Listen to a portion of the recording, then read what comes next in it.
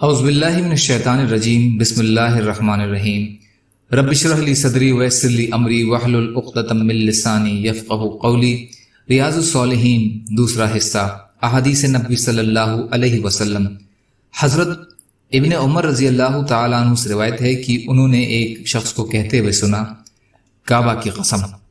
تو حضرت ابن عمر رضی اللہ تعالیٰ عنہ نے فرمایا، غیر اللہ کی قسم مت کھا، اس لیے کہ میں نے رسول اللہ صلی اللہ علیہ وسلم کو فرماتے ہوئے سنا، جس نے غیر اللہ کی قسم اٹھائی اس نے کفر یا شرک کیا۔ ترمذی۔ یہ حدیث حسن ہے۔ کچھ علماء نے وضاحت دی ہے کہ اس نے کفر یا شرک کیا کہ الفاظ سخت وعید کے طور پر فرمائے گئے ہیں۔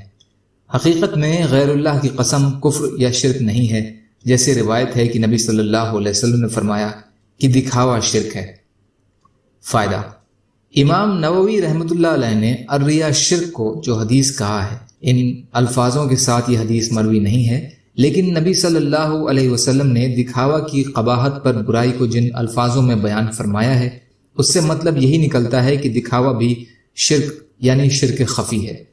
جیسے آپ نے فرمایا، جس نے دکھاوے کے لیے روزہ رکھا یا نماز پڑھی تو اس نے شرک کیا۔ بہرحال غیر اللہ کی قسم کھانا بہت ہی خطرناک ہے۔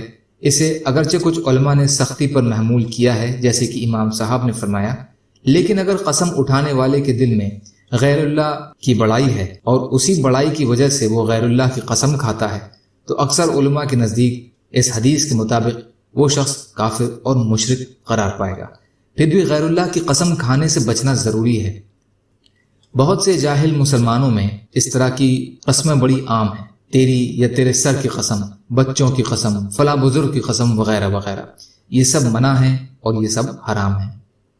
جان بوجھ کر جھوٹی قسم کھانے کی سختی کے ساتھ مناہی کا بیان۔ ابن مسعود رضی اللہ تعالیٰ عنہ سے روایت ہے کہ نبی صلی اللہ علیہ وسلم نے فرمایا، جس شخص نے بلا وجہ کسی مسلمان کا مال حاصل کرنے کے لیے قسم کھائی تو وہ اللہ کو اس حال میں ملے گا کہ وہ اس پر غضبناک ہوں گے۔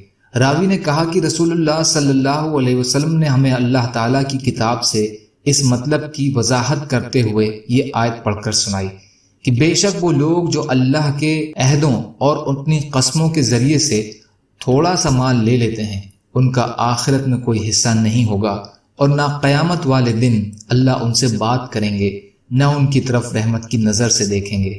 سورہ آل عمران آیت نمبر 77، بخاری اور مسلم کی حدیث۔ اللہ تعالی ہم سب کو کہنے سننے سے زیادہ عمل کی توفیق عطا فرمائے۔